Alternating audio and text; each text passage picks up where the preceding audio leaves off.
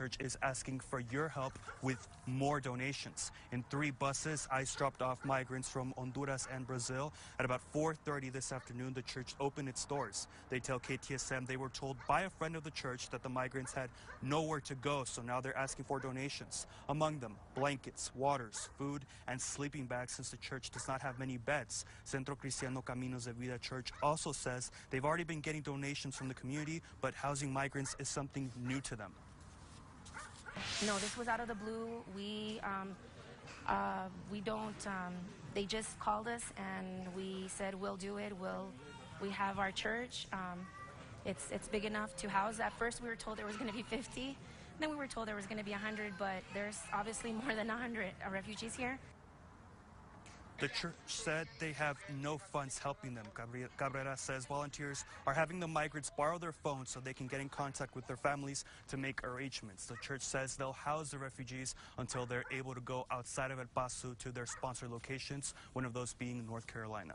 Live in the Lower Valley, Cesar Vasquez, KTSM 9 News. All right, thank you, Cesar. And as Juarez also deals with the influx of migrants to the city, the maquiladora industry is offering jobs to them. Juarez officials say a group of about 20 people began working at a maquiladora today.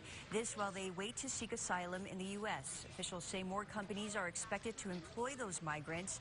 As we've reported, there's about 1,500 migrants being housed in Juarez. Well, bishops from every border city in Texas, New Mexico, and California visited the borderland today for a service along the U.S.-Mexico border in Anapra. KTSM 9 News reporter Stephania Seifert was there. She joins us now.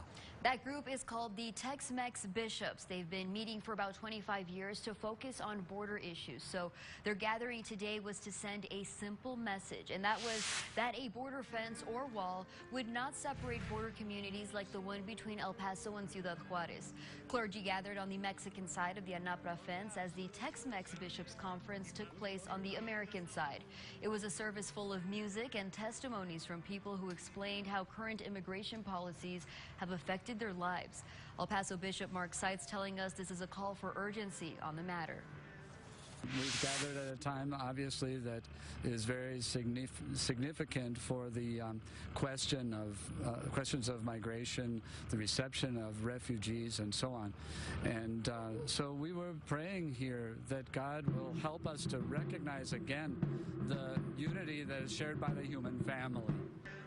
The gathering included interfaith leaders. It was organized by the Hope Border Institute with an invitation extended to the public to also take part.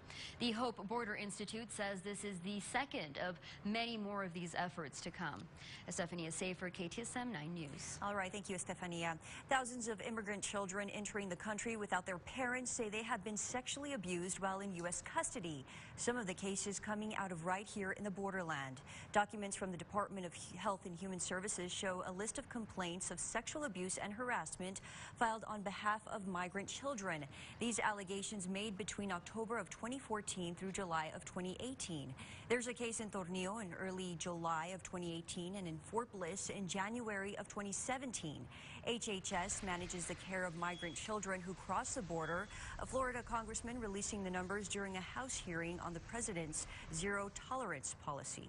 These documents demonstrate over the past 3 years there have been 154 staff on unaccompanied minor, let me repeat that, staff on unaccompanied minor allegations of sexual assault. This works out on average to 1 sexual assault by HHS staff on an unaccompanied minor per week.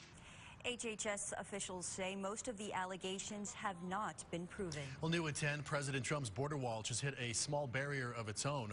The House of Representatives passing a resolution to terminate the national emergency the president declared in order to secure funding for the wall. 13 Republicans crossed the aisle voting with Democrats to pass the measure. The president has promised to veto the resolution, which did not get enough votes for a veto-proof 2/3 majority. The resolution will now go to the U.S. Senate, which will force some Republican senators who oppose the emergency to go on record with that opposition. And before the vote, El Paso Congresswoman Veronica Escobar addressed the House floor. She told her fellow lawmakers Fort Bliss alone stands to lose $275 million as the result of the emergency declaration, with the president's plan to use military construction money to fund his border wall. We're staying on top of everything happening along the border. Just go to KTSM.com for the latest headlines. Well, new at 10, Juarez police say 5 people were murdered inside of a house. The crime happened this evening at a house in the central part of the city. Police say all 5 victims were strangled. According to investigators, there is a woman and a minor among the victims. No word on any arrests. Another murder investigation in Juarez, this one inside a gym. Police say a man was gunned down inside the Alcatraz gym in the east part of the city. According to police, 2 suspects walked into the gym looking for the victim and fired several rounds. No arrests have been made. The Catholic Church hit with another scandal. One of its most powerful men found guilty of sexually abusing children. KTSM 9 News reporter Susie Castillo spoke with local Catholics on how they keep their faith in light of a church in crisis. You all right there? The Vatican treasurer, a close advisor of the Pope, Cardinal George Pell, was found guilty of 5 counts of sexual abuse in December. This is painful news that, as we are well aware, has shocked many people, not only in Australia. A court order banning the announcement was lifted Tuesday. The guilty verdict of the 77-year-old was revealed after the 5-week-long trial. A man said Pell sexually abused him and another choir boy in the 90s. Like many survivors, I have experienced shame, loneliness, depression, and struggle. Like many survivors, it has taken me years to understand the impact on my life. It's the latest news of sexual child abuse allegations in the Catholic Church over recent weeks, including the borderland. Last month, the Diocese of El Paso released a list of the priests who have been credibly accused of sexually abusing children dating back to the 1950s. Earlier this month, the Diocese of Las Cruces revealed 13 names were added to the list of persons with credible allegations of sexual abuse against them. In Juarez, a well-known priest accused of sexual abuse is still in jail, taken into custody earlier this month, accused of sexually abusing a girl last year. El Paso Catholics we spoke with say while these allegations do test the faith of many, it's affecting a lot of people that do not have faith, that their faith remains strong. Does not affect to me in my faith.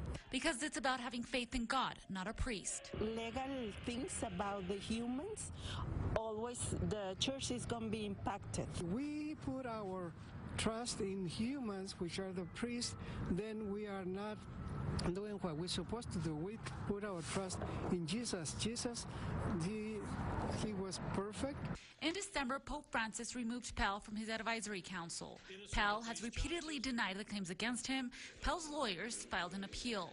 Susie Castillo, KTSM 9 News.